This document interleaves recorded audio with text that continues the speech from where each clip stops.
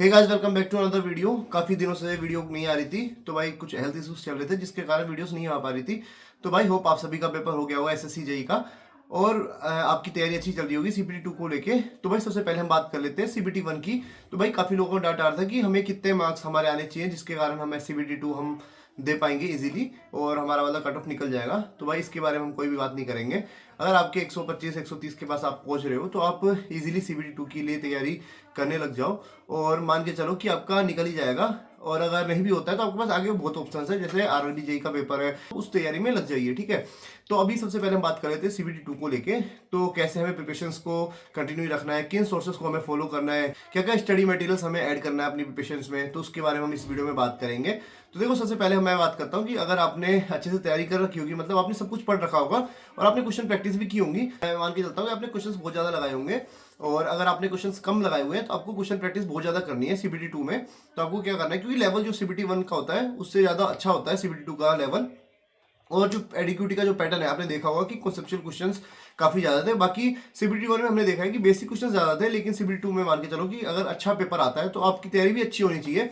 इसके लिए आपको क्या करना है कि जितने भी स्टेट के जो पेपर्स हैं वो आपको लगा लेने हैं। है गाइस, अगर आप भी तैयारी कर रहे हैं किसी भी गवर्नमेंट एग्जाम की, तो टेक्स्ट बुक आपके लिए लेके आया है पैसा वसूल सेल, जो कि 28 दिसंबर की 12 AM से 1 AM तक चलने वाली है, जिसमें आपको बाई 1 गेट 2 फ्री ऑफर मिलेगा मात्र 299 रुपीज़ का। और अगर आप मेरा कूपन कोड RISHI यूज़ करते हैं तो आपको मैक्सिमम डिस्काउंट मिलेगा।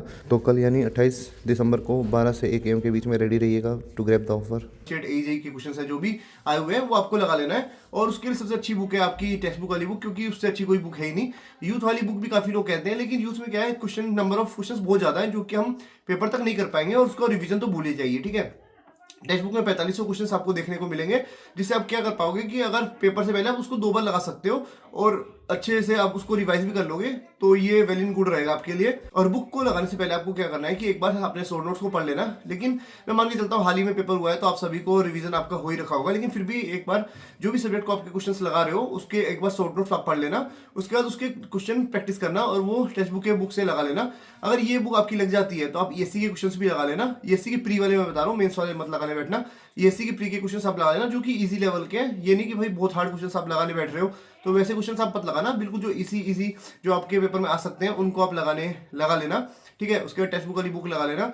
और ये सब जब आप कर लो तो आपको वही टेस्ट देने हैं, और टेस्ट आपको बहुत ज्यादा देने हैं, क्योंकि टेस्ट से क्या होगा कि जैसे यहाँ पे हम क्या करते हैं ना कि टेस्ट देते नहीं है और सीधा पेपर में देने जाते हैं, तो जहाँ पे हमारी मिस्टेक्स हो जाती है, तो आपको क्या करना है कि टेस्ट बहुत ज्यादा देने हैं। टेक्स्ट बुक पे आपको इतने ज्यादा टेस्ट देने ना, जिससे आपकी मान लो कि पेपर में जाओ तो आपको आपकी गलती की कोई गुंजाइश ही ना रहे। ठीक है, जितने ज़्यादा टेस्ट दोगे उतनी आपकी स्पीड बढ़ेगी, आपकी एक्यूरेसी बढ़ेगी।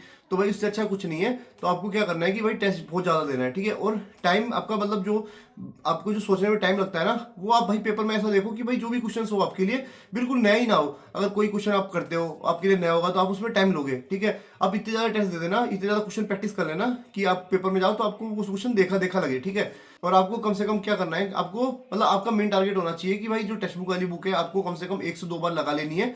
और दूसरी जो टेस्ट सीरीज है वो आपको कम से कम भी तो 10 से 20 टेस्ट आपको देने ही देने हैं। ठीक है, और काफी लोगों का डाउट आ रहा है कि भाई स्कोर कार्ड कब आएगा, जो भी आपका मार्क्स है वो कब पता चलेंगे। तो भाई उसके ऊपर सोच के अपना टाइम वेस्ट मत करो।